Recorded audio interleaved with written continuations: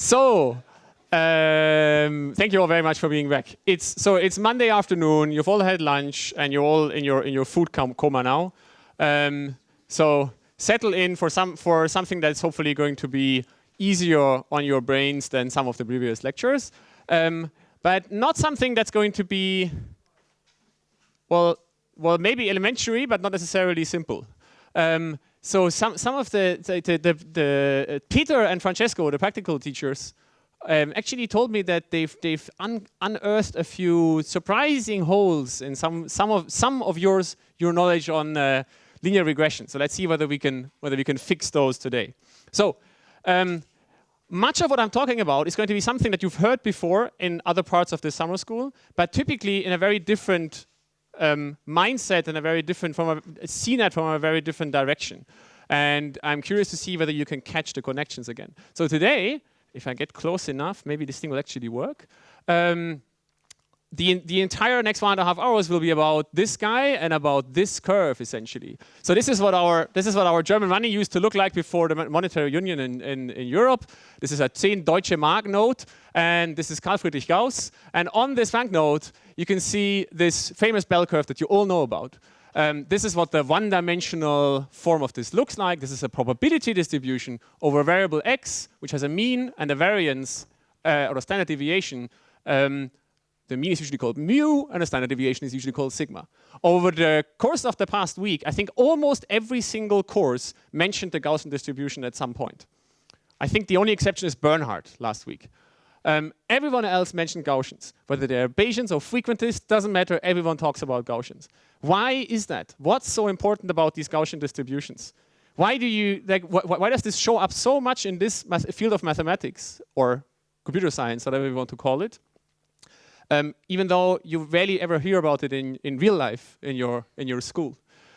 Here's the multivariate version of this. You've already heard this several times now. Just to be very clear, there's a very straightforward way of turning this one-dimensional distribution you just saw in a multi-dimensional distribution. Here it's a two-dimensional version of it. That's actually the only really interesting version of it. The one-dimensional one, well, apart from Ralph, very few people care much about. This is almost exactly the same as before. This is a normalization constant. This is the business end. This is the variable we're interested in, x. In this case, it's a two-dimensional vector. There's a mean, which is now a vector, and that mean is this center of this distribution. That's where the density of probability mass is highest. And then there's also a slightly more complicated object called the covariance matrix, whose inverse shows up in this multivariate version. So this is the multivariate form of this object up here. For a scalar, you can just write a fraction. For matrices, you have to be more careful. This matrix has to be positive semi-definite. You've also heard that term a lot before. So this is a matrix which is Hermitian, and all its eigenvalues have to be larger than 0. And this matrix determines the shape of this sort of cigar Zeppelin-like object. If it's a unit matrix, then it's a circle, and if it has a more complicated structure, if it has higher off-diagonal terms, then it sort of looks like this elongated ellipsis, and you can rotate this ellipsis around depending on how you change the entries of that matrix. Okay, again, why is this distribution so important? Why do we constantly hear about it?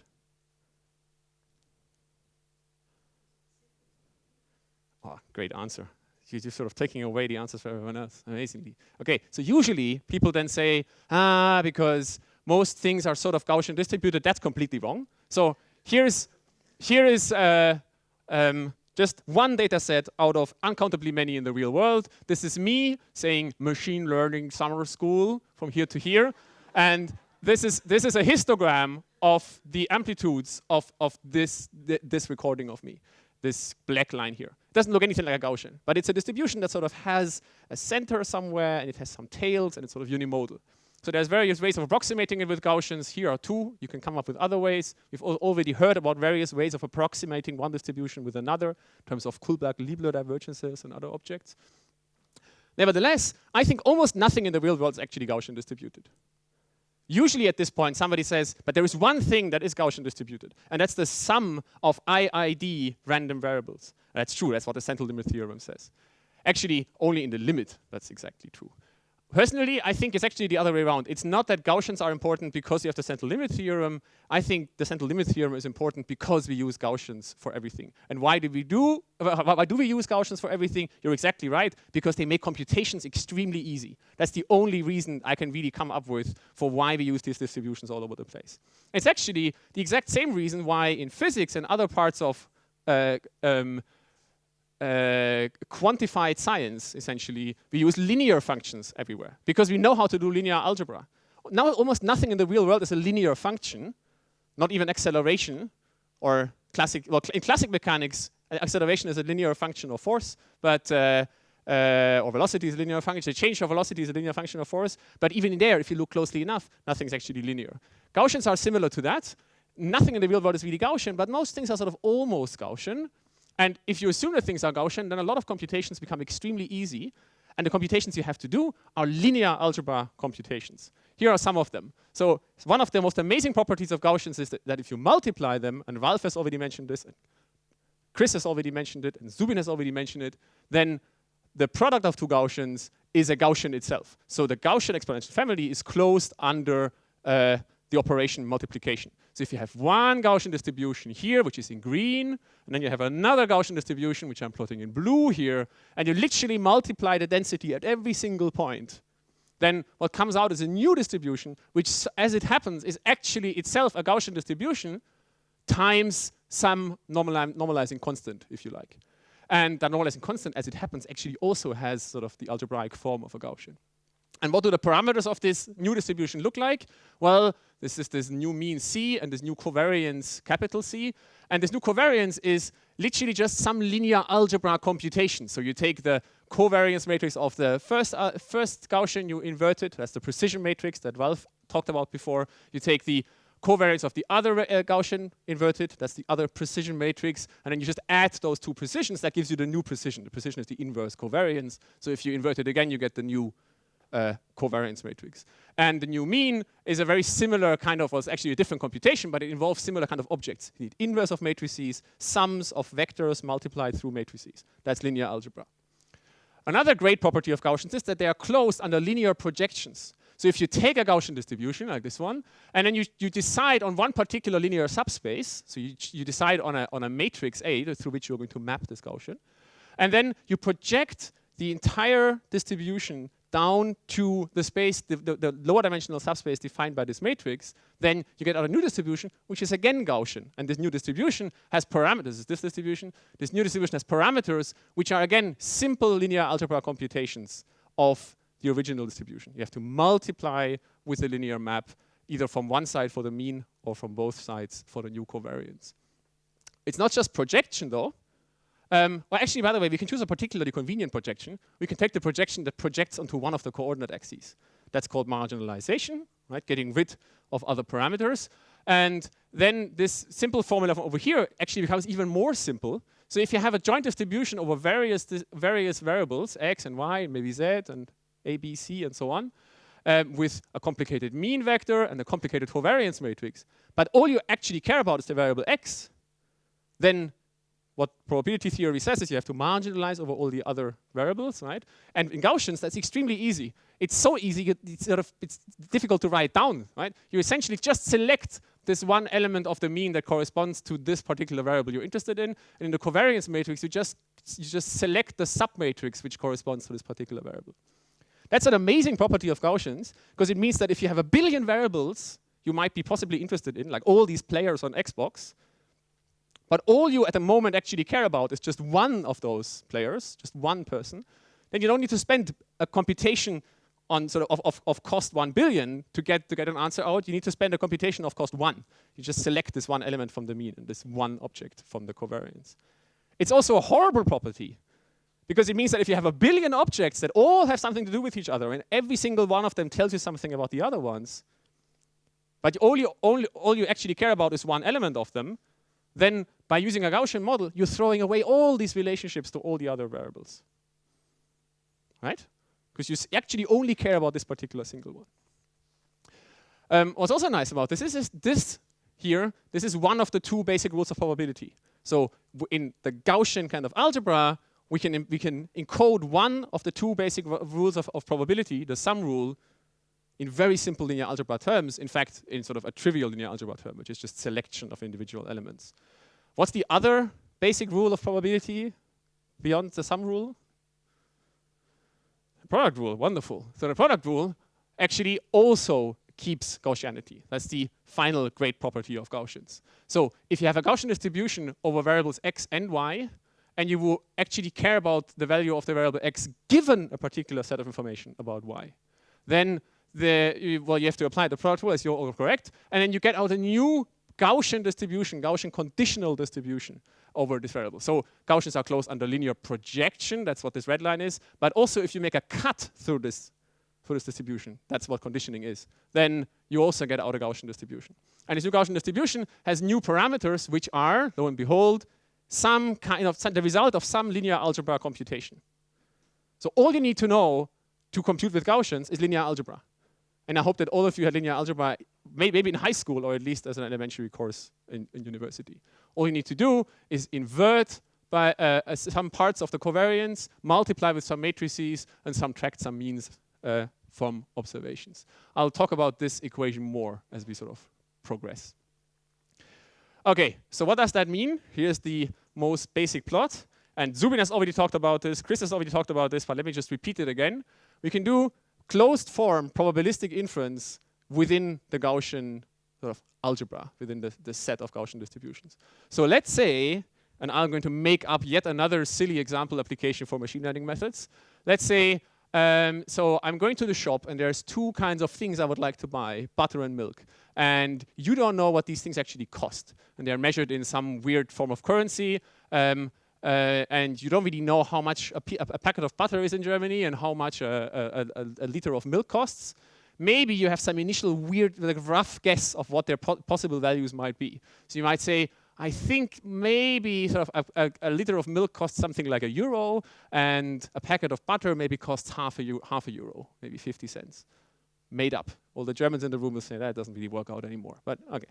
So you're also uncertain about what the value could be. So ideally, you'd like to use a distribution which encodes all this complicated information you have about these things. You know that everything has a positive price, nothing has a negative price. So you'd like to encode all of that. But you don't really know how, right? And it's a complicated computation. So instead, you just use a Gaussian.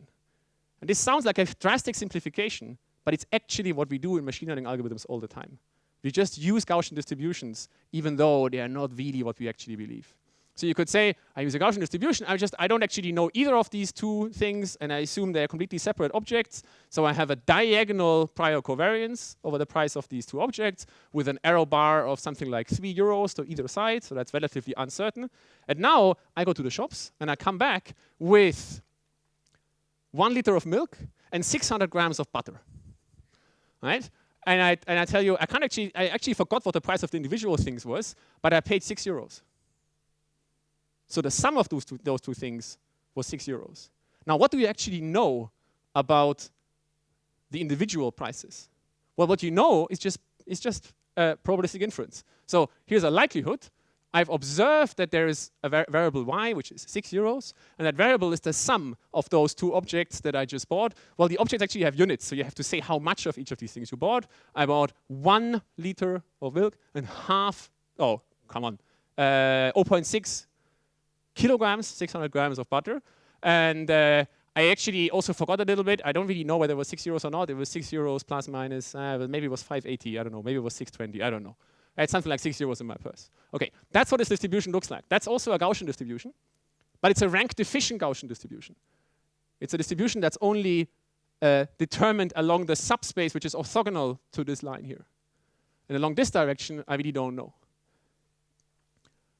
Now, Bayes' rule says to get a posterior distribution, to encode how much you know according to this weird sort of made up model of probability about the price of milk and butter, is you start with your prior over these two variables. That's p of x, that was this big Gaussian up here. Then you multiply by the likelihood, that's also a Gaussian. The product of two Gaussians is a Gaussian. Then you normalize by the normalization constant. That's a very simple constant because it's actually this Gaussian term that was on a slide 2 slides before. And what comes out is a posterior distribution, which is itself a Gaussian distribution, and it's this red object up here. And it's literally just multiplying these two, the blue lines, which is the likelihood, with the green prior to get the posterior. That's what Bayesian inference is. That's the entire idea. That's what the computation does. So you just plug in all this complicated linear algebra, but it's really just inverting some matrices, which is straightforward for 2x2 matrices, so nobody worries about that. And out comes a posterior, which interestingly has posterior correlation. So we started out assuming these two things are entirely independent of each other. Once we've observed a weighted sum over the two prices, the posterior distribution is a correlated distribution. Because it could be that milk is actually quite expensive, but if that's the case, then butter has to be quite cheap. Or it could be that butter is quite expensive, but then milk has to be quite cheap, because I told you something about the sum of those two objects. Okay, that's called explaining away, and that's this V structure that Chris Bishop talked about, right, in graphical models. If you observe, is this completely obvious for everyone? No? No one's actually nodding, right? So you remember these graphical models from before. This is the price of milk. This is the price of butter. I've observed the variable y, which is the sum of those two, the weighted sum of those two. And if you observe the children in a graphical model with sort of a V structure with two arrows pointing in, then the parents of those two nodes become correlated in the posterior. That's exactly what's happening here. So if I would now tell you, you know what? Milk was actually quite expensive. I paid €5 for the milk. Then you suddenly know that the butter had to be quite cheap.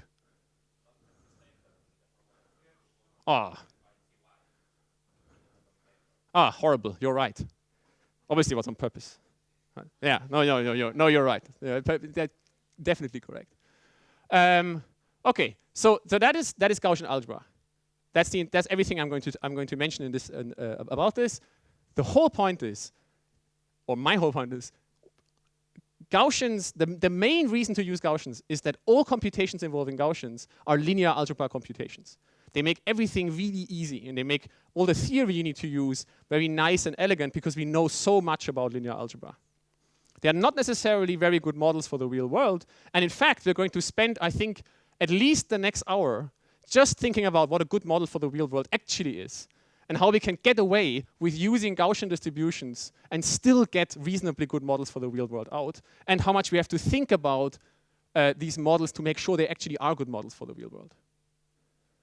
So let's talk about a slightly more realistic problem in the real world, and that's one that you've all already seen before, and you've done your practicals on them, and you've seen this over and over again over your undergraduate courses and maybe in high school. And that's linear regression. So I always have trouble coming up with good explanations for sort of examples up here, but something I noticed, Stefan Schaal talked about this. Let's say this is we are doing experiments with a robot. We try to identify the dynamics of the robot. Let's say there's only one axis we're interested in, only one joint of the robot. What I've plotted here is let's say we've applied certain amounts of torque to this joint of the robot. There's some negative torques, some positive torques. So that's acceleration in one direction, acceleration in the other direction, right? Arm moving up and down. And for each of these torques, we've measured the acceleration. Right? How do you measure these accelerations? I actually don't know. You should ask some of the people from Stefan Schaal's department. I think there are some sort of sensors in these robots, right, that measure acceleration. And these sensors are imperfect, so they make little errors when they measure. And as a good scientist, you draw these little arrows as these kind of nice arrow bars, right, with uncertainty. What does this actually mean to draw an arrow bar around the location? Well, for most people, it means that they are assuming there's Gaussian observation noise on the values they've observed, right? So the real value is some value which is, let's say at this point, is some x, some y, some variable y. Actually, it's not actually y, let's call it. So at this point, maybe we have a true function value of x, but you don't really get to see what that function value is. What you get to see is an observation y, and that observation is the true function value plus some random variable epsilon. And that epsilon comes from a Gaussian distribution with zero mean and some little variance sigma. And we're assuming that they're all independently drawn. So there's lots and lots of assumptions going on here. Another way of writing this, probabilistically, is as a likelihood. The probability for the observation, given the function value and given this variable sigma, is a Gaussian. of y around f of x with this variance. And this is actually a big modeling assumption, right? It's something we rarely talk about, but the likelihood here is a massive, massive assumption. We're assuming you have this Gaussian noise and it's independent from each other, and there's a particular variance, which I assume I know. But let's just say we know all of these things. So now, of course, the question you're asking is, well, there's something going on here. There's some regularity behind this problem. There must be a function behind this explaining what's going on. And this function is maybe a particularly simple function, a linear function. A function that is only a straight line that is has an intercept and a bias. Right? It's only moving up and down, maybe has a certain steepness. So how can we write functions like that? Linear functions look like this. They are, so the function f of x is a constant, which I'll call w1, plus a linear term, so that's yet another constant, which I call w2, times x, right? So that should be VD obvious. And you see lots of nodding heads. Does that sound like a linear function to you? There's very little nodding going on. Okay, a little bit more nodding is going to be helpful. Okay, good. So now, probabilistic inference says, well, I would like to know what these two variables are, w1 and w2. I'd like to get a good fit, a good explanation for what this function looks like. So to do that in a probabilistic sense, I need two things. I need a likelihood and I need a prior. Okay. First, I write down my prior over these two weights. Well, because everything is nice with Gaussians, I'm going to use a Gaussian. In fact, I'm going to use a particularly simple Gaussian. I'm going to say that the mean of this Gaussian is 0, and the covariance of this Gaussian is it's actually just a unit matrix. It's just a constant times the unit. In this particular case, the constant is actually 1. Then this is what this prior looks like. So this is the space of these weights. It's a two-dimensional space because there are two weights, weight 1, weight 2. And this here is W1. So if a point is far over here, then this is a function which is high up on the y-axis. And this here is W2. So if a point is high up here on this point, then this is a function which is particularly steep. And if it's further down on this point, then it's a function that's steep in the other direction. It's falling down very quickly. Now, what are the function values of this function at various points? So this is a description of the parameters that describe this function. What are the actual function values? Well, Gaussians are closed under linear maps. So if I can come up with a linear map that describes this function in terms of these parameters w, then I can get a Gaussian belief over this function at every point.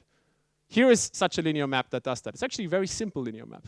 It's a vector that just contains the number 1 and the variable x at every point. So that's a function. You can call it a feature function if you like, but it's just a linear map. So another way of writing this function up here is as the function f of x is the vector phi of x times the weight vector w. This is an inner product. You've already heard lots about inner products from Bernhard earlier on, right? And this is my maybe slightly special notation. This is how I write a function value for these feature functions. So this is the value of the function phi at location little x. Okay? Now it's clear, hopefully, that this is the same thing, right? An inner product is just a sum. Okay.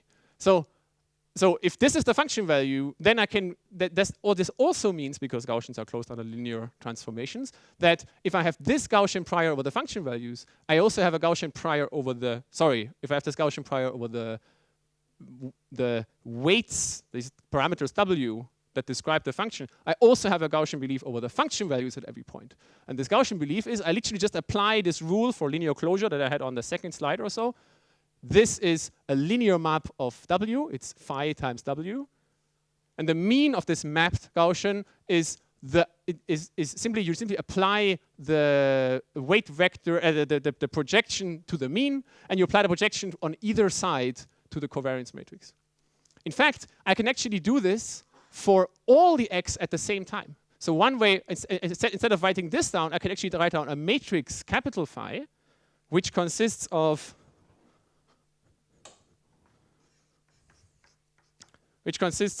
phi of x1, phi of x2, phi of x3, phi of x4, and so on. Right? For lots and lots and lots of x. And what I've done here is I've chosen x to be an entire set of lots and lots and lots of points. Okay? And then this still applies. It's now just that the size of these objects are a little bit more complicated. So this is now a vector of length number of points at which I evaluate this function. And this is a matrix of size number of points at which I evaluate this function times number of points at which I evaluate this function. So there's a two-dimensional matrix in the middle, and then there's this huge projection matrix phi on one end, and then its transpose on the other end. Okay? And this whole thing that comes out is a matrix of size, well, let's call this n by n. And it's a matrix of rank. Say it loud. N times n, the rank of this matrix.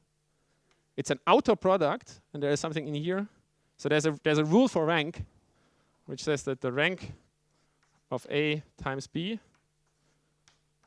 is the minimum of the ranks of A and the rank of B.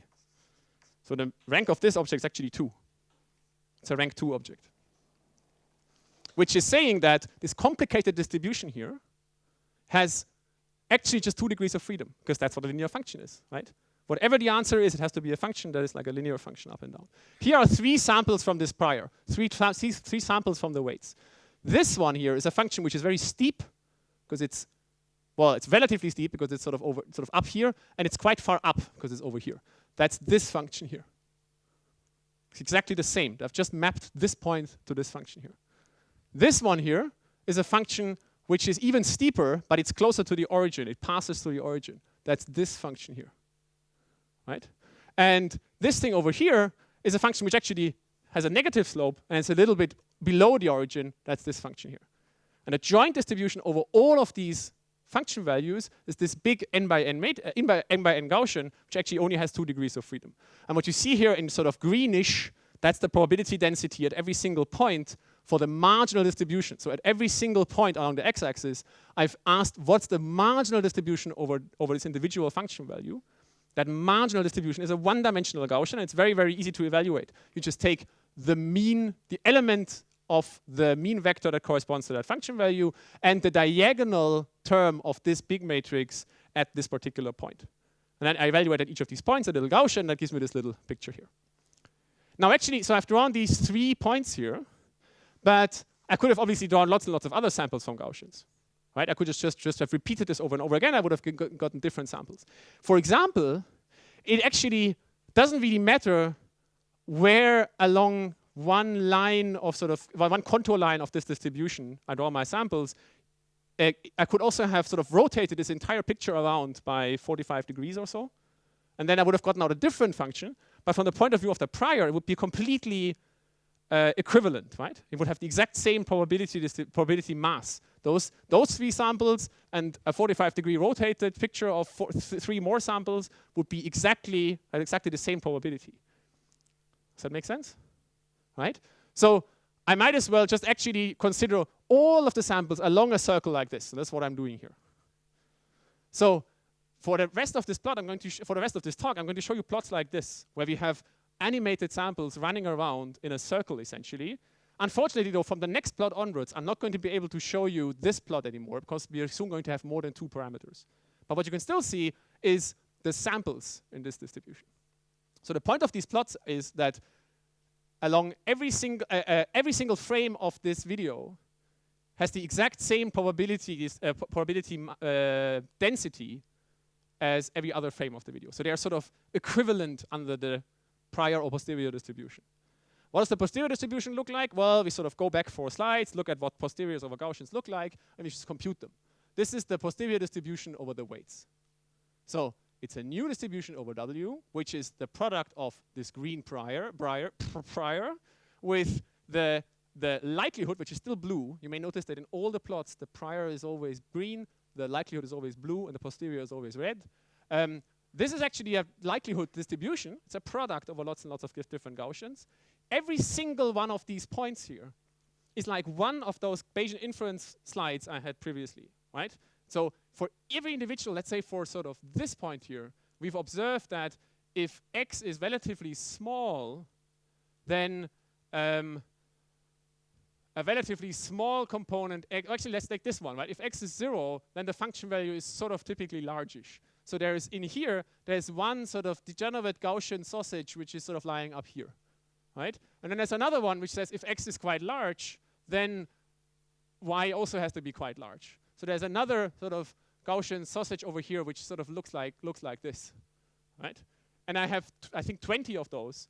Multiply them all together, this is what the posterior looks like. And the posterior has this exact algebraic form. This is the mean, slightly complicated. This is the posterior covariance. There's actually a typo in there. Yeah, this bit shouldn't be there. So this final doesn't make no sense. That's the posterior distribution over the weights. This is this little red thing up here. You notice that they're correlated just in the previous plot. And this is the posterior over the functions, the function values. How do I get that from this distribution? Well, Gaussians are closed under linear projections. I literally just multiply from the mean from the left with the projections, and I multiply the covariance from the left and the right with the projections to get a posterior distribution. So let me write this down. I might need some space here on the blackboard.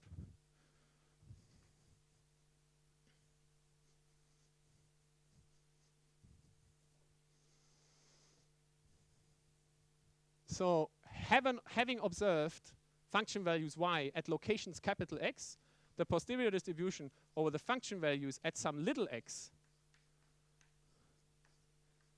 is a Gaussian over this value with the following mean. It's the feature function of those locations I'm interested in, that's this sort of lots of points along the x-axis, times the mean vector, that's the prior mean, plus the same feature function applied to the prior covariance times the observed features times, I'm literally just writing down something that's on previous slides. So I didn't want to bother you on previous slides with this. And there's a little bit of noise. And then there's the observation I've made, y, and from that I've subtract this kind of projection. And the posterior covariance is this object minus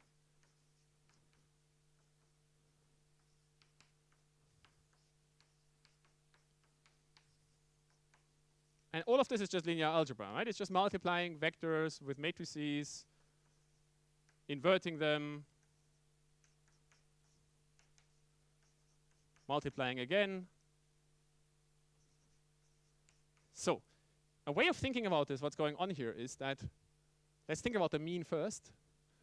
This object here, that's what I've observed, that's the function values y, minus what I would have predicted under the prior. That's the mean value for these function values under the prior distribution, right? That's what we thought the function value should be. This is what we observed.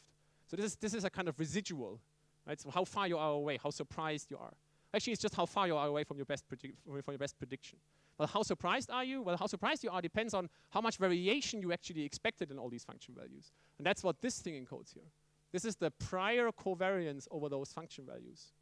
This is the kind of scale on which you would have expected function values to vary. So we're just taking the residual and normalizing by how big we expected these distances to be. And then we just multiply this object, which is what we've observed, with this object over here, which is the covariance between the things we have seen and the things we're actually interested in. So we've observed some function values, but we care about some other function values. Okay?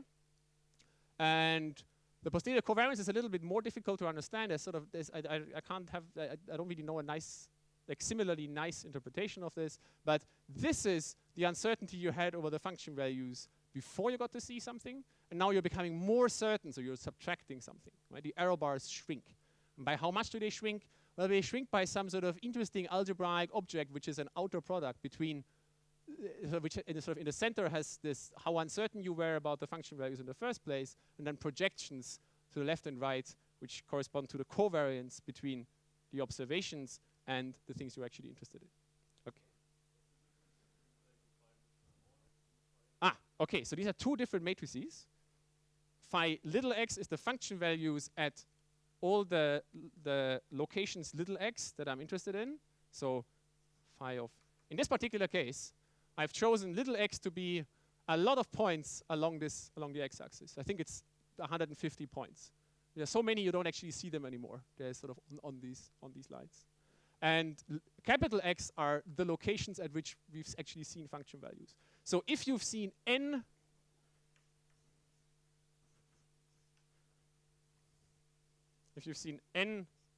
function values and you're interested in the function values at m locations, then phi of x is in r to the m, phi cross number of features. I don't have a number for that. Let's call that f. That's how many features we have. In this case, it's 2, the feature 1 and the feature x. This capital phi of big X is in r to the n cross f. So this could be sort of a reasonably largish matrix with, it's the other way around, because that's notation is with the transpose, right? F cross m, F cross n. So it's a 2 by n matrix. Phi x is a 2 by lots more m matrix.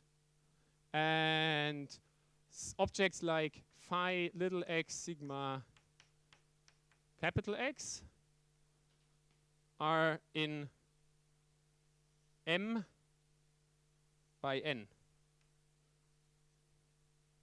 Okay? A bit of nodding, sleeping. Yes? So the variables y, those are actual numbers someone told me. Y is the actual observation. We've made these observations at locations that are called capital X. So these are literally, this is capital X1, capital X2, capital X3, capital X4, capital X5, and so on. And this is Y1, Y2, Y3, Y4, Y5, Y6, and so on. And I stack all these Ys in one vector, all the X's in another vector. Actually, the X's I don't even care about at all. The X's don't show up in the final computation at all. All I care about is the features of those X. And each of these X has two features. It has the feature 1, which is just a constant, and the feature X, which is just X itself in this particular case. Okay? So at each of these points, I get out a two-dimensional vector, and I stack all of those up. That gives a 2 by n dimensional vector, matrix. And for the predictions, I need similar objects. They're just 2 by m. And the rest, once I have these matrices, I just do linear algebra. Let's see what that actually looks like in code. So this is MATLAB code. If you don't like MATLAB, you get to choose your favorite language. And that's the entire code for the plot that you saw on the previous slide, apart from the animation. But there must be something to try out afterwards. So here is literally the entire computation. Here's what's happening. So I define this prior on the function values. So first of all, I actually have to define these feature functions. This is maybe the most complicated line. If you don't know MATLAB, this is going to be a bit painful. But let me just briefly take 2 minutes and explain it to you. So I decided I'm going to use two features. F is 2. And those features are the feature 1 and the feature x. This is like taking x and taking the 0th power of it, because x to the 0 is 1, and then taking x and taking the first power of it, because x to the 1 is x. Okay? And there's a cool function in MATLAB which is underappreciated, and that function is called BSXFun. That's a binary scalar valued function or something, I think is the abbreviation. And what this thing does is it takes in a vector A. So this is here lambda calculus in MATLAB. MATLAB can do functional programming. So this is a function phi which takes in a variable A. That variable is a vector of length n or m or some kind of length. And it's a vector, okay? And it takes as a second input, it takes in this object here, which is a MATLAB list.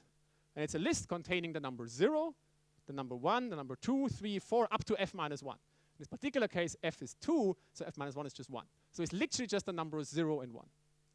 And now it looks into the first entry of the input. That's the function power. And it says, OK, I need to take this vector and apply the 0th power and the first power to every single element of this vector and then stack them up in a 2 by n dimensional matrix. So what comes out here is a matrix of size length of A times length of this object over here. So in this particular case, it's an n by 2 or m by 2 matrix. Okay, that's the hardest part. Everything else is easy. This is the prior mean over the weights. We had this on previous plots. It's this green object down here. That prior mean is 0, so it's just a vector containing zeros. There's the prior covariance, which is just the identity matrix. This is just MATLAB's way of writing a 1 in 2 dimensions. That's it for the prior. Now we just do linear algebra. We just construct the prior on the feature. So this first 4 lines up here, that's this green object here. Now we're going to construct this green object over here. For that, we need to decide how many points we're interested in. I'm going to take 100. I distribute these points evenly across the space from -6 to 6. Then I call this feature function and just say, give me these features for all these points. That's a 100 by 2 matrix. And now I can use this object to construct all the parameters of the prior mean, the prior distribution. That prior distribution has a mean. I call that mean m, which is the map applied to the prior mean. And it has a prior covariance, and I call that kxx because it's the covariance between little x and little x. And that's literally just this inner product. So this is my prior covariance sigma, and this is big vector, a big sort of long and skinny matrix times fat and short matrix. Right? That's a rank 2 object, and it's of size n by n. And now I also need to draw samples, because I wanted to do this plot with these sort of green lines, actually this one, which isn't animated. Right? I wanted to have these lines here, these draws. How do you draw from a Gaussian distribution? Well, I'm not going to go into details. If you want to know more about how to draw from a Gaussian distribution, ask me after the talk. I have some plots and slides as well, but they don't fit in here for time reasons. Instead, by the way, what is the time? Good. I mean, just tell you what you do. To draw from a Gaussian, you first draw from an IID Gaussian. So let's say we want to draw from the normal distribution over x with some mean mu and covariance sigma, and let's say x is in what didn't I use so far? NMF.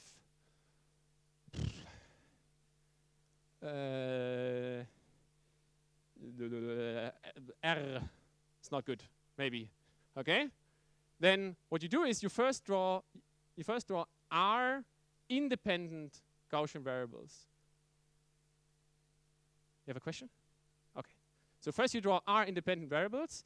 For that, there's code. There's code and very smart, very efficient algorithms that you don't really want to think about how they work really, because they're actually numerically quite tricky. This is what this thing does. This is a random matrix which just contains randomly drawn normal variables of size n by 3, because I want to draw 3 functions. Okay, then you multiply, let's call that vector u. That's our random draw from a Gaussian with 0 mean, unit variance, and it's sort of a big product over them, right? Then you take this u and you scale it by the Cholesky decomposition of sigma transpose u. Again, don't ask me why. I can tell you after, well, ask me afterwards, but don't ask me now. I can tell you afterwards. This is what I do here. I take the prior covariance, kxx, and actually I do something sort of slightly complicated. I add a little bit of tiny bit of jitter to the diagonal. This is something people just need to do to get your algorithm stable, because this kxx is actually of rank 2, and the Cholesky decomposition doesn't work on rank deficient matrices. So I'm putting this in here not to confuse you, but to allow you to actually copy this code afterwards and make it work. Otherwise, you would just come back to me and say this doesn't work, there's a bug in there, okay? So this is an annoying technicality that you really shouldn't care about.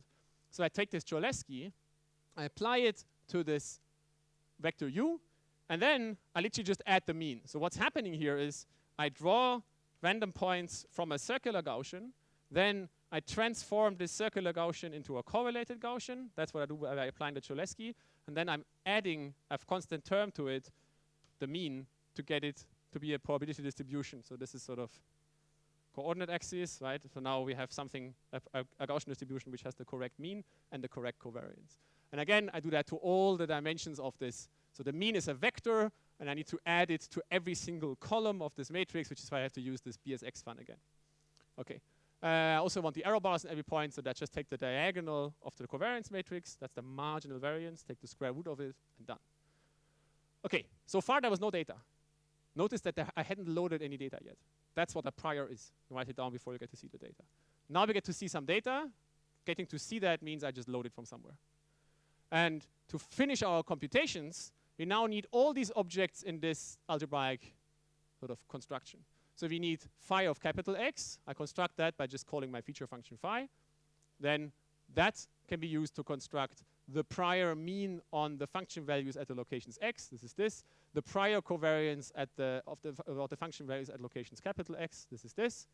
Then I can use this to construct this matrix here, which is missing an inverse in my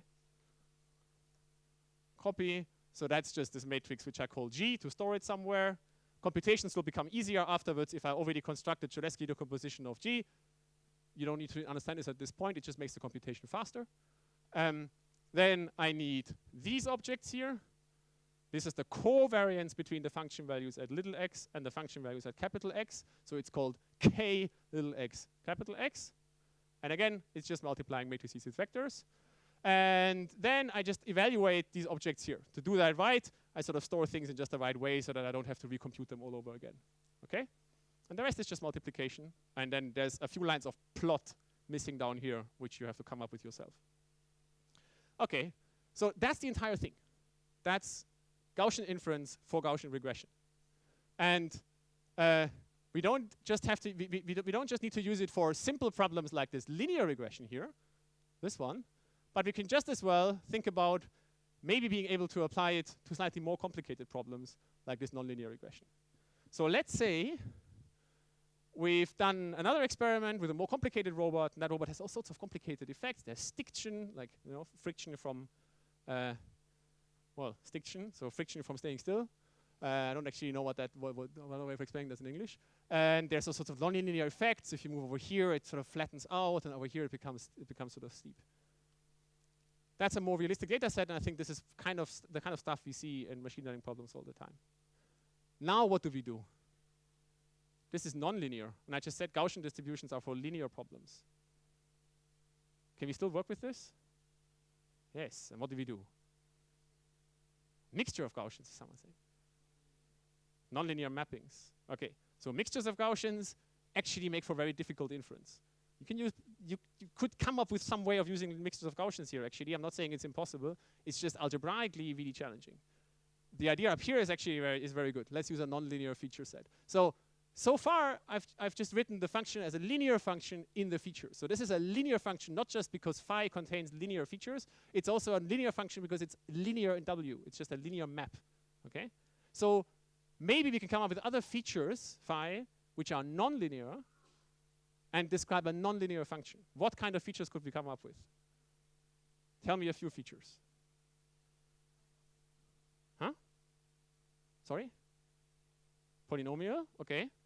So that's saying instead of using phi just 1 and x, we could also use x squared and x cubed and x fourth and x to the fifth and so on. Okay? So what do we need to change in our code? Well, almost nothing. Just this first line up here. Literally, we just have to set 2 to 3 or 4 or 5. Everything else stays the exact same. So on the next slides, I'm going to show you various feature sets, and I'm just going to plot this one line of the code up here, and everything else stays the exact same. And I literally generated these plots by using this code and changing this one line. So here's what happens with polynomial features. I've literally just moved from a feature function which contains constant linear features to quadratic and cubic features. And here you see those features. The gray lines in this plot are the features. There's a constant feature, which is the function that returns 1 everywhere. There's a linear feature, which is the function that returns x everywhere. There's a quadratic feature, which is the function that returns x squared everywhere, and a cubic feature, which is the function that returns x cubed everywhere. Okay? And samples from this distribution look like this. This is what the posterior looks like. This is better, because it's a better description of the data. It sort of captures some aspects of the data, right? I'm very vague here. There's no strict mathematical statement. It's just somehow better, right? Somehow it gets closer to the true data than a linear function would do. But it's not good, right? In particular, it's really certain that the function value should be down here somewhere, even though the measurements are very far away from this observation. This is a feature of Gaussian inference. a Gaussian doesn't actually care about how far the observation is from the predicted point. It just becomes certain with every single observation. And this is something that has actually been mentioned by a lot of the previous speakers, and maybe it sort of slid under the radar a little bit. Ralph this morning talked about becoming more and more certain with every game that someone plays. And you're becoming more certain in, well, actually in TrueScale there are some subtleties because you're using EP, but up to that, you're essentially becoming more and more certain in a deterministic way, independent of how surprised you were by what you're observing. Actually, with EP, that's not correct. You actually stay a little bit more uncertain. Okay, so cubic features are not good. What should we use instead? Sorry? Oh, okay, you're moving way too fast. Next, let's come up with a few more features. We'll get your Gaussian kernels. Cosines. Oh, cosines are good. Another idea? Okay. I was hoping someone would say, well, why don't you use the 7th order polynomial or the 10th order polynomial, right? We can do that. This is what the prior looks like, just more polynomials. This is the posterior. You're getting a better description of the function, but there's a really weird behavior in the corner. So this thing just sort of becomes really stiff. It's also still not very good. Okay, cosines, very good. Let's try that. So here are cosines and sine features. Again, you see the features down here. What I've done is I've just taken 8 different features per cosine. It's like 8 for cosines, 8 for sine. There's a cosine with a frequency 0, which is this constant function up here. Then there's 8 different cosines, which you can see here, and then there's 8 different sines. Okay, this is what the prior looks like. This is really interesting kind of structures of functions, right? They're sort of smooth. They're moving in very complicated ways up and down. And this is what the posterior looks like. Maybe this is a bit better. I'm not sure. So this is still not very good around here, right? But there's a better behavior maybe in the corner. Also, if I would enlarge the x-axis, you would notice that these are periodical functions. Of course, because sines are periodical features, right? And if you do Fourier regression, which is what this is, you get periodical functions out. Okay, more features.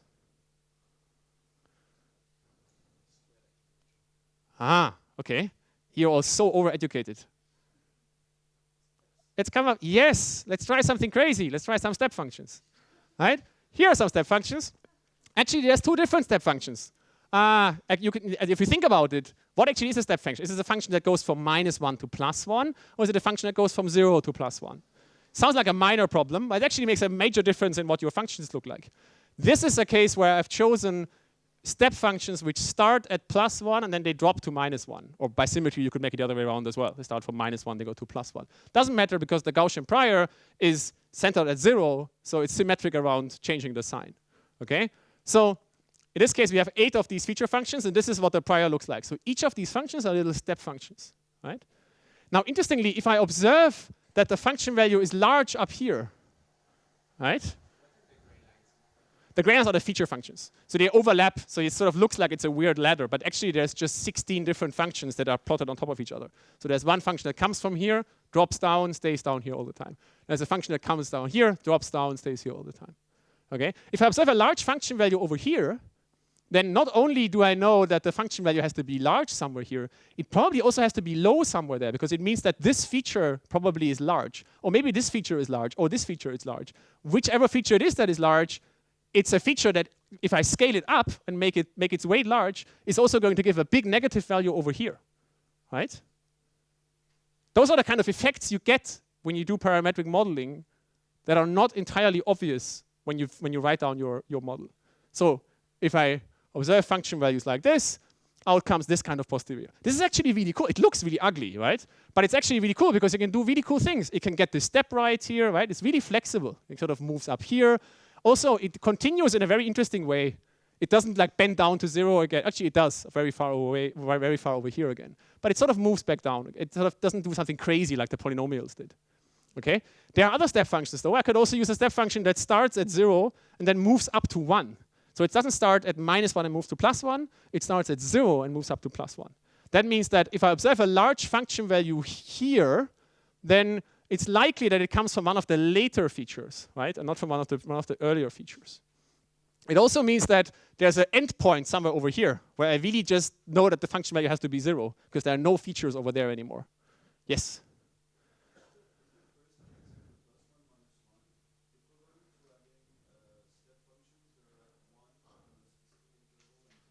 No. We'll come to that later on. Well, it's a very good question. So there's yet more step functions you could have. Yes?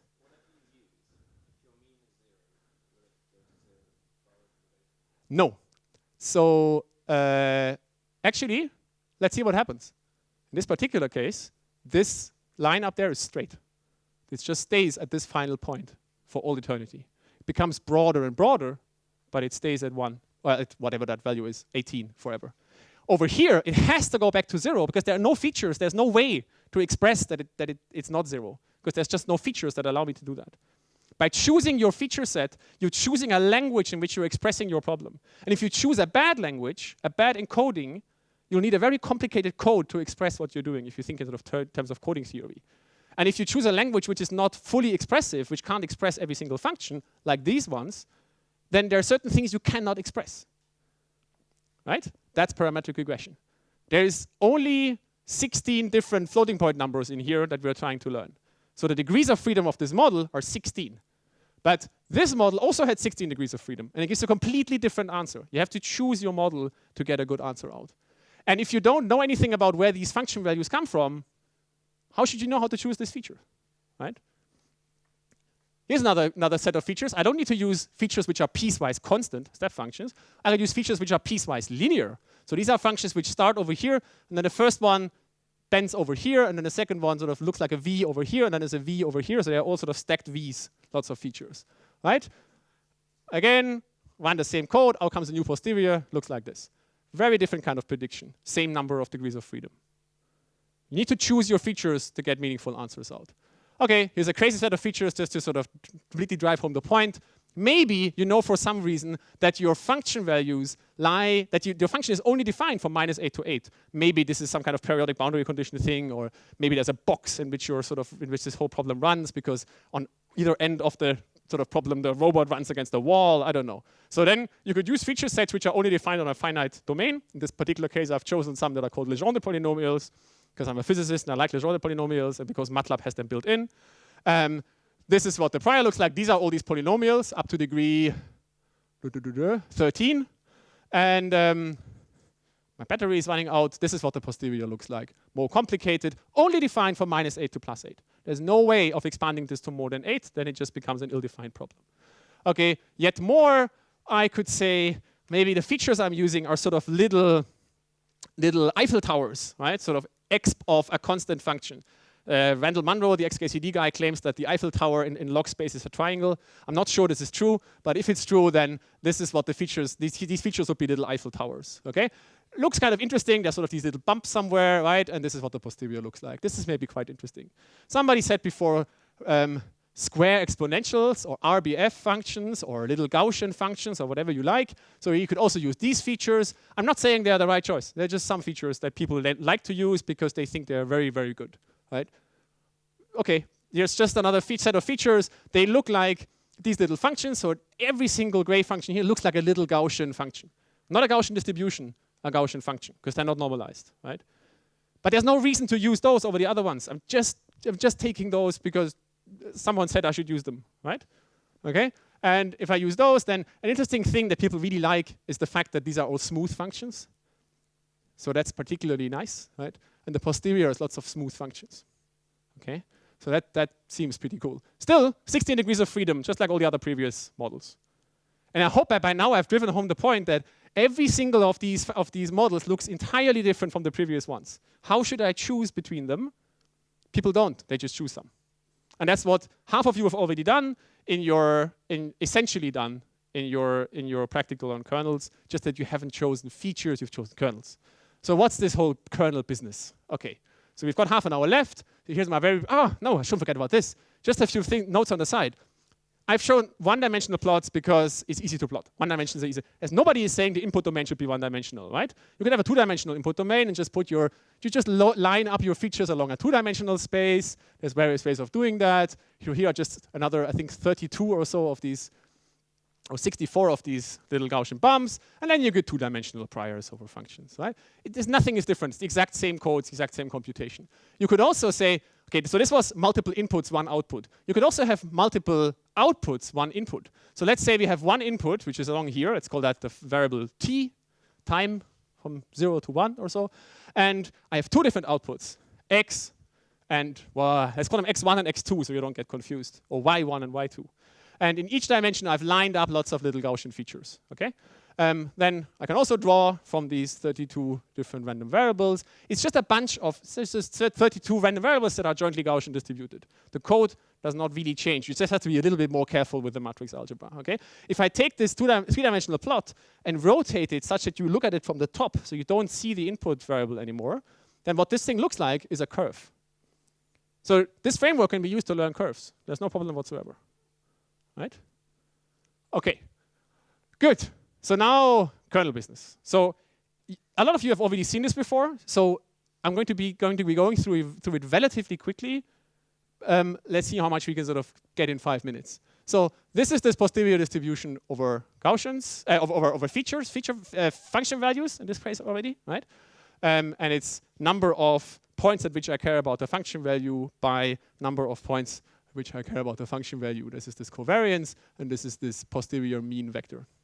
Okay, now what people have noticed before and what you by now have already heard several times, in particular from Bernhard, is that if you stare at this equation for long enough, you notice that actually it doesn't contain any individual feature vectors as such.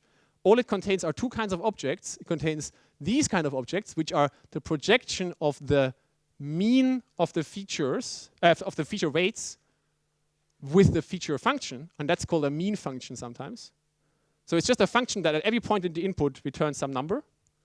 And then it contains, so these kind of function shows up twice.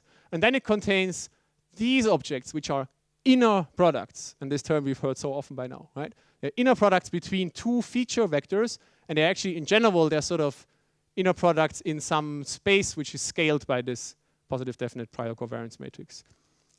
For simplicity, you could assume that this prior covariance is just a unit matrix. Then this is literally just an inner product in the standard form.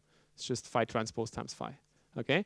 So we don't actually need to write down this feature function explicitly. All we need in the code is a function which returns for pairs of input x and capital X, or x and lower x, or capital X and capital X, returns these inner product objects. And this function is called a kernel function, because it's sort of the kernel of your code, if you like. There's various other ways of thinking about why it's called a kernel. And actually, we don't need to change much in the code because I've already written the code in such a way that it essentially already presupposes the existence of a kernel. So when I wrote this little kxx, I said covariance of, but of course this is exactly the same as the kernel from x to x, and the kernel from capital X to capital X, and the kernel between lowercase x and capital X. So what I use here is a function which takes in two entries, a and b, which are of length n and of length m, and it returns a matrix of size n by m. Or it takes two inputs which are of size n, and it returns a matrix which is of size n by n, right? And all I need to change in the code is, mostly I need to change two lines up here and define this covariance function or this kernel function k. And after that, I just need to replace wherever previously I called feature functions. I can just simplify the code a little bit and make it even shorter. So up here, I've defined this kernel function, which literally just takes two feature functions and computes the inner product, right? But other than that, I haven't changed much. So actually, the plots I showed you on all the previous plots were already, if you like, kernel regression or Gaussian process regression plots. They were just parametric. They were just finitely many features.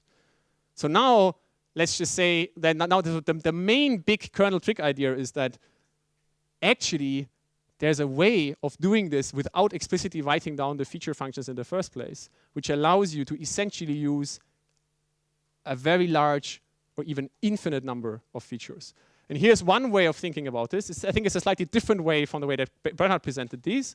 It leads to a very, very similar conclusion, though. So let's say we go back to these RBF square exponential features that we used on the some of the previous slides, the almost last previous slides, the one that gave us these nice smooth functions. So we're going to say the features we use are down here, these RBF features. So every individual feature looks like a little Gaussian bump, not a normalized Gaussian bump, not a distribution, just a Gaussian function, a little bell curve. It's just one choice, right? You could choose lots of other features as well, but I'm going to choose this particular feature set. And I'm also going to make life easy for me. I'm going to say the prior covariance between those features is actually a scalar matrix. So it's a unit matrix times some constant, and that constant is the difference between the two boundaries of the plot I'm making divided by the number of features, so that as I get more and more features, that number up here becomes smaller and smaller, okay? And as I enlarge the plotting area and make C max and C min larger and smaller, this number becomes larger and larger. And there's a constant in front as well, which is just a constant. You can choose it whatever you like. Okay? Then this inner product, the thing that we need for our code, that's a simple, it's just one sum, because this is a unit matrix. So the unit matrix turns these two sums for the inner product into one sum, and the constant just drops out of the sum. And now what's left to do is just a little bit of algebra. So let's write down these Gaussian features. Now this inner product is some constant times a sum over the product, pairwise product between two Gaussian features evaluated at two different ends.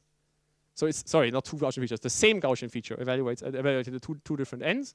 Now, for this particular set of features, this particular product simplifies in a nice way because it's the product of two Gaussian terms. And the product of two Gaussian terms is another pair of Gaussian terms with rearranged parameters. One Gaussian term which doesn't actually contain the location, the center of the feature, and one term which contains the center of the feature and then a linear combination of the evaluation points. Now, what I can do is I can just increase the number of features more and more and more. And then eventually, so what I've done here is I've put Gaussian features in a regular way across this domain from C min to C max. Here's the first feature, here's the second feature, the third feature, the fourth feature, the fifth feature, and so on, up to the 16th or the Fth feature. Now I increase F, so now we get more and more and more of these features. They get ever denser and denser, but at the same time they also get sort of lower and lower, right? Because F rises, so the constant in front of them becomes smaller and smaller. Eventually, I sort of have a dense set of features, and that the density of features in that set is the number of features divided by the width of this box in which I put them times the width of a little bucket in which I'm measuring. The number of those features is that number. The density of that is this number without the delta C. So it's like an integral, right? It's just turning a sum into an integral. And when you do that, you get, like, actually you just replace the sum with an integral. That's the entire thing. This object down here just stays. And this here, if we let C max and C min go to infinity and minus infinity, just becomes an integral, an indefinite integral over a Gaussian function. You know what that is? It's the normalization constant of a Gaussian. So this infinite sum here over features is actually a function that can be evaluated very, very cheaply, even though it's essentially summing over infinitely many features, right? Here's, again, and this function is just this famous RBF kernel that everyone's already been shouting out because they sort of have heard about it so often, okay? So here's this again, just graphically. If you found this algebra complicated, here are a finite bunch of Gaussian features, I think 10 of them. Now here are 30 of them, scaled down by a factor of f, the number of features. Here are, well, actually I've only done it up to 30 because it's already very smooth, right? And in the limit of infinity, it becomes this sort of, well, it actually becomes this weird Gaussian distribution over function values for which I can't plot features anymore. Because there are so many features that I can't plot them. There are infinitely many features. But the distribution over functions has changed very little, right? It has become a little bit broader at these ends.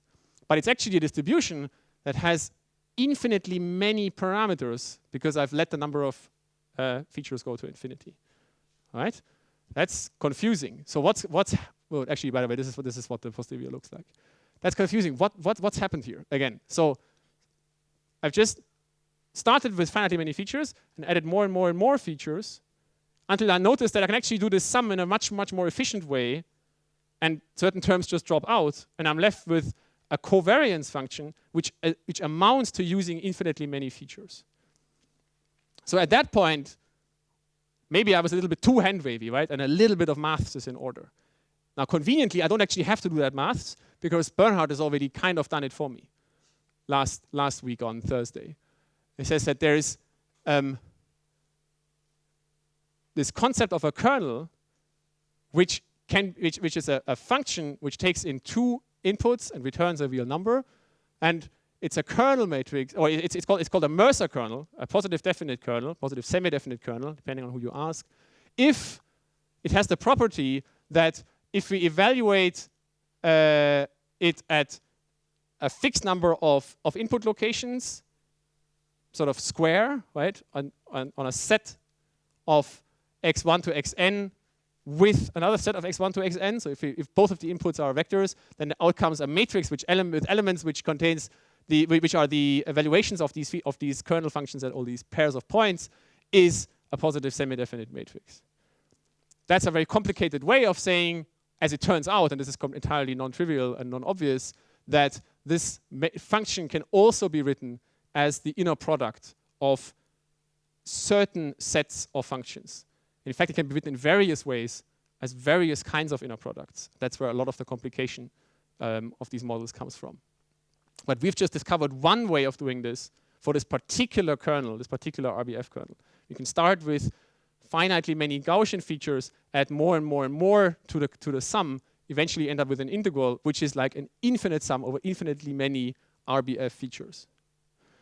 Now, at this point, I've stopped talking about this plot that used to be on the left-hand side when we did linear regression, the distribution over the weights, right? And now you could ask, what is that distribution over the weights? So in a linear plot, there were just two weights. There was the intercept and the bias. And then in the subsequent plots, I had more and more and more features. There was a 16-dimensional Gaussian, a 32-dimensional Gaussian, and so on, right? And the corresponding distribution over the function values was a essentially Gaussian distribution of rank 16 or rank 8 or rank 2 for the linear function. Now, what's happened to this Gaussian distribution in the process of moving to infinitely many features? It's become an infinite dimensional Gaussian distribution. And that's a weird concept, which is why someone came up with a name for it. And it's called a Gaussian process. So, and that's really just all I'm going to say about this concept of a Gaussian process for today. Is literally just saying that's this thing that you essentially have to assume exists if you want to think about distributions over function values which are infinite dimensional. So a Gaussian process is a probability distribution over function values of some function f, which maps from some input domain to the real line, such that every finite restriction to function values, f capital X, which is sort of a vector of function values from x1 to xn, is a Gaussian distribution with some parameters. And where these parameters need to come from somewhere, so we need to give them a name. This thing here is called the mean function. It's literally just a function that you evaluate at lots of different locations x.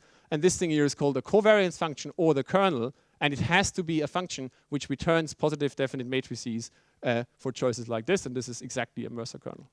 So that's exactly the object that Bernhard talked about last Thursday. Right? So there is this infinite dimensional object, and it's called a Gaussian process. And that's all we're going to mention in this direction. The computations, for the computational sort of aspects, we don't need to worry about it at all. We just use the code we used on previous slides. Right? There's nothing infinite, nothing sort of complicated and intractable. It's the same 20 lines of MATLAB. Okay, now, yeah.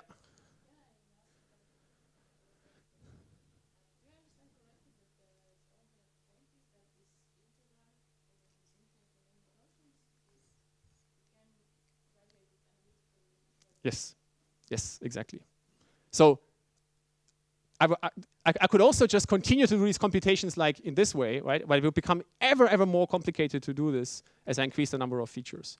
And I'm just lucky as it just happens from our perspective, right? Bernhard would say you're not lucky, there's a lot of structure behind it. But right, from our perspective of deriving this, we're really just lucky that this particular sum becomes like that which turns into an infinite sum, an integral, happens to be something that I know how to evaluate. I know how to solve this integral because I can just look it up on a book. Well, this one I don't need to look up because I've learned it in first year calculus. But maybe there are other integrals for other choices of features for which you're just lucky to find out what the integral is. In fact, here are some examples. So let's go back to some of the features we had before. Here's our step functions again, and it's the type of step function that starts at 0 and moves to +1. So it's the kind of function which has to be 0 over here. That's the only way of, the only value the function can have because there's no feature over here. It starts at this point, okay? This is what it looks like for 4 features. So it's just 4 steps, right? This is what it looks like for, by the way, I'm moving up here, just changing a number from 4 to 20. Now we have 20 different features. You can see that sort of the distribution becomes a little bit more rugged. but it also sort of approaches a limit which looks like this little trumpet on the side, right? Here it is with 100 features. It's already looks like a very nice and smooth function sort of here. Have you seen this kind of structure in a plot before in the past week? Maybe in the previous talk by Ralph. Bobby Fischer. Bobby Fischer had this kind of shape on his uncertainty about this function. Why? Because this is a model which assumes that at every time step, every of these infinitely many time steps, there is an ever so tiny random step up or down, because there's a tiny function value of a step function being added. And that step up or down is independent of all the previous steps. So it's an independent change up or down. And as it happens, this corresponds to this kernel, which is the minimum kernel that Bernhard had in his kernel quiz. This is called the Wiener process, and it's the generative process behind the Kalman filter. Because as it happens, given evaluations of previous function values, this particular kernel has the property that future function values are independent of previous function values given intermediate function values. It's called a Markov process. Because if I fix this node, then this function value and this function value become independent.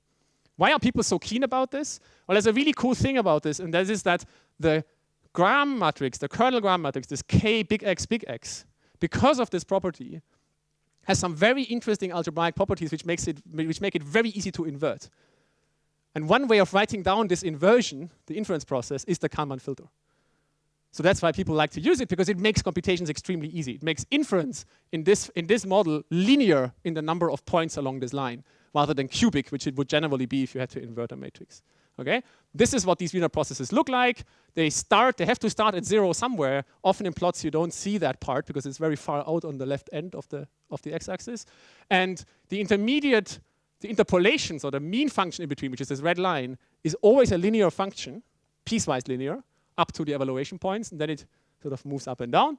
And it's stationary in its function. I shouldn't call it stationary. The function value, sort of the extrapolation, is a constant prediction. And it always has this kind of trumpet-like square root sort of functional behavior in the uncertainty. And if you see it in a plot like in Ralph's before, then it's because they're using exactly this model. Okay, yet another feature set. We had these other step functions that start at +1 and move to -1, right?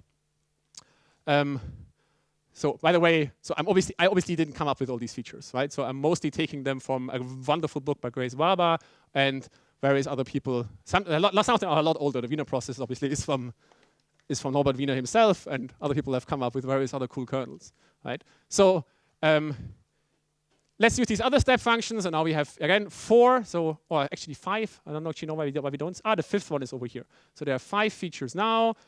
Now we have 20 step functions which move from +1 to -1. You can still see them, right? You also get this kind of step up and down, right? You still kind of have the steppy shape in the samples. Now we use 100. You can't actually see the steps anymore because the function sort of, then the resolution of this plot is now below the resolution that like the number of features is higher than the resolution of the plot. So you can't see the steps anymore in the plot. And as I increase the number of features more and more, this kind of irregularity in the samples becomes ever more drastic. And eventually, I have functions which are actually not differentiable anymore almost everywhere. They're very, very rough. But they're always continuous because there's a continuous number of features, sort of the number of features contributing to a function value grows continuously. Okay? This is what the prior looks like under this particular kernel. It happens that you can also solve this integral over these pairs of feature functions. This is what the kernel function looks like. It's the absolute value feature kernel, if you like. And this is a famous kernel because the posterior mean are linear splines. And you've maybe heard about linear splines in, I don't know, high school or whatever. It's a straightforward idea of just drawing straight lines from one data point to the next, assuming you've observed without noise. Interestingly, though, if you look at the samples from this distribution, they don't look anything like straight lines, right? So the mean here is a straight line. The samples aren't at all. We need to think about this more tomorrow. There's something complicated going on here. But this model is called linear splines. Something more. So now, at this point, I can just speed up. I said before, we don't have to use piecewise constant functions. We could use piecewise linear functions. Then we can increase the number of features as well. Here we have more and more piecewise linear functions, more and more piecewise linear functions. Eventually become very dense. And the functions, the samples here, you can move, you see they move up and down quite a lot. They actually become more than linear. They become polynomials, third order polynomials. And they're called cubic splines. This looks weird, but actually it's just sort of the result of solving this integral. Again, I just compute the sort of infinite sum over infinitely many features, which are all of this sort of V structure form. And this inner product just involves some quadratic terms. If you take the integral over them, you get some cubic terms out. And these things are called cubic splines. And if you know something about computer graphics, then you know a lot about cubic splines. Okay? And everything, so the cubic splines obviously are the fat line in the middle, the posterior mean. The samples around them aren't actually cubic splines, they're something else. Okay, at this point I'm going to speed up. You can do this with various other kinds of features as well. Here are just a few examples. You can do this with polynomials, but you have to restrict how you weigh the individual polynomials, and you get another kind of posterior out, another kind of prior, another kind of posterior. Why am I showing you all these different plots? Because I'm trying to point out that there's more than just one kernel. And I hear from, for example, from Peter and Francesco that in the afternoon sessions, which you are going to very soon now, people tend to use just one kernel because they've learned about this one kernel that they have to use all the time. And there's an insane number of, it's actually an uncountable number of kernel functions out there, which you can use to build more expressive models. And I'm hoping that you notice that all of these posterior distributions look different, right? If I change the kernel function, I get a different prediction out. And this is something you have to choose to get a good model. It's not something you can just rely on it working, right? You can also do this with Fourier functions, get another distribution. And you can, here, now we come to the question from up there in the last row, who stopped listening and sort of looking at his computer. That's unfortunate. Okay, here's your chance for your step functions, which are just hats. So this is the almost final one I'm going to show, and then we stop. So you could think from the previous plots that I showed you, how do I design features such that this model becomes very, very flexible and can deal with all sorts of shape changes in the function? There's this annoying feature that it's very hard to get this kind of bit right? What can I do to get a more expressive model? Well, maybe I just use these sort of hat-like features, right? And then if I use more and more and more of them and just make them ever smaller, eventually every function value becomes independent of the previous one. Does this make sense? Right? So we get lots of flexibility in the model. That's great. So then we can learn every function, right? Because it's sort of everything becomes independent of each other. And there's actually a kernel, quotation marks, that does that. That's the white noise process. And it doesn't look like this because you can't see it. It's just dust. Every single function value is independent of the previous one. And people argue over whether that's actually a kernel or not. It's very difficult to say what that actually is. It's called the white noise process, and it's more sort of a conceptual property that people tend to use to derive certain methods. It's also the derivative of the Wiener process, for example. This looks like this. But there's a problem. If I want to learn a function from this kind of object, I don't learn anything. Why? Because these observations I've just made here, they're independent of all the other function values. So the function value at a point that's arbitrarily close to the evaluation I've made is entirely independent of the function value I've observed there. So there's really, in this kind of framework, there's no point in doing that, right? And it's a feature of these kind of models, and it's sort of a feature, this is an instance of this no free lunch problem that various other speakers have sort of mentioned, that if you're trying to make no assumptions, you end up not learning anything because you're too uncertain, okay? Finally, before we stop, just for fun, I tried this after Bernhard mentioned that the greatest common divisor is also a kernel. I thought, let's try and see what this looks like. This is what the prior looks like. Maybe I shouldn't have done this animation because it's sort of giving you a feeling that there's some regularity in there. It's actually a very, very complicated model. There's lots and lots of irregularity in here. But I'm trying to point out that these samples actually have a very complicated shape, right? So the mean here looks very boring under the prior, and the prior uncertainty has some interesting shape. I leave it to you to think about what that shape is. The samples have a very complicated irregular correlation with each other. This is what happens if you observe just one function value at location 5. Why does this happen?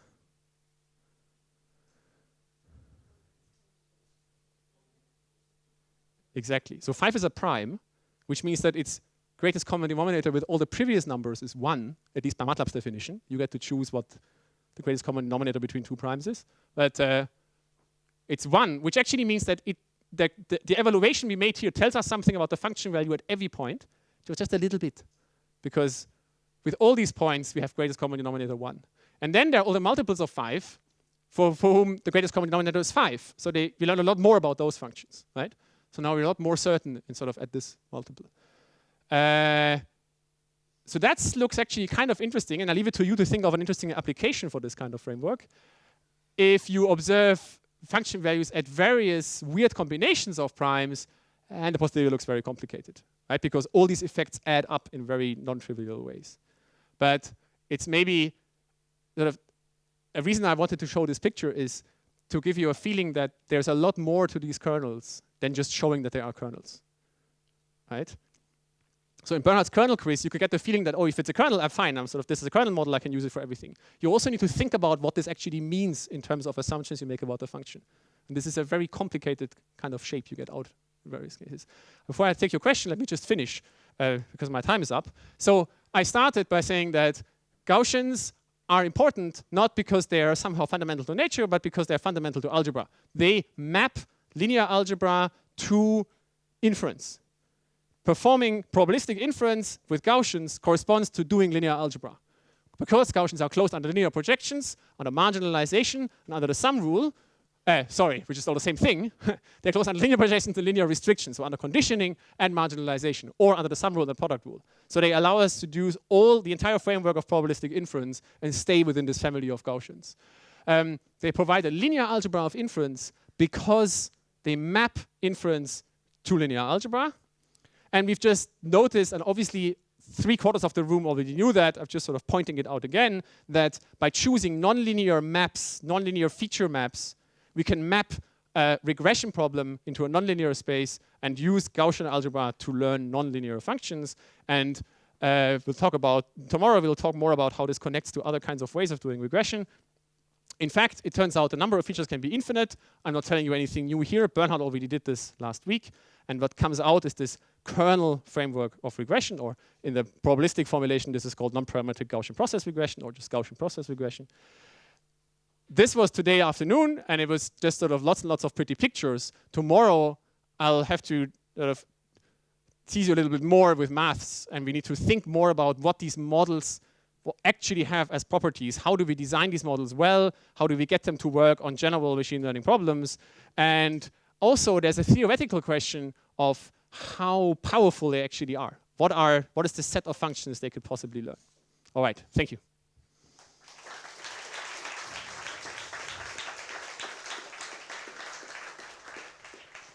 Okay, let's take a couple of questions. Yes. As a consequence, I guess, of the Gaussian error assumption, do all of these kernel players put support in range on each index over the entire real line? Like, would it be possible to choose a kernel that restricts to, say, non-negative values? No, because the function values at every point on the x line, the marginal distributions at every point in x has to be Gaussian, and Gaussians have full support. There are various approximate tricks of doing this, and I'm not going to be talking about them, but people have tried it, but it's always approximate.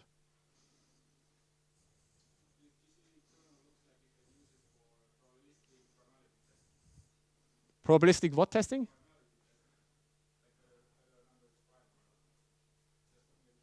Well, you have to compute the greatest common denominator to get an answer out, so not sure. I don't think so. So actually, if someone comes up with a good use of this, I would be very interested. I'm sure Bernhard is interested as well. But at the moment, I'm not saying there isn't any. It's probably something complicated, number theoretical, yeah. There's a question in the observation room. Yes. Quick. Go ahead. Hello? Yeah. We can hear you. So basically, the kernel function encode your prior about the space of function that you are going to use for your inference, right? Yeah. But essentially, the kernel encode the prior in a very complicated way. And so So it might be more difficult to choose a prior compared to the Bayesian inference problem in, for example, in the finite dimensional space. So what would you suggest that we do in practice in order to see what prior is the very the good question. appropriate one? We'll talk about that tomorrow. So I have essentially almost all of tomorrow is about how to design these models well.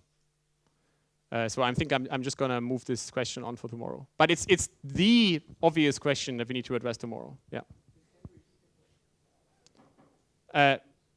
So Crick's question was, Sherman is asking me to repeat the question. Oh, right, maybe for the recording, I don't know. The recording is, how do you choose this kernel? How do you choose the prior?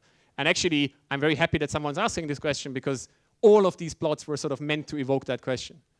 Right? It's sort of obvious that there's all of these features to choose. They all produce different answers. Which one should we choose?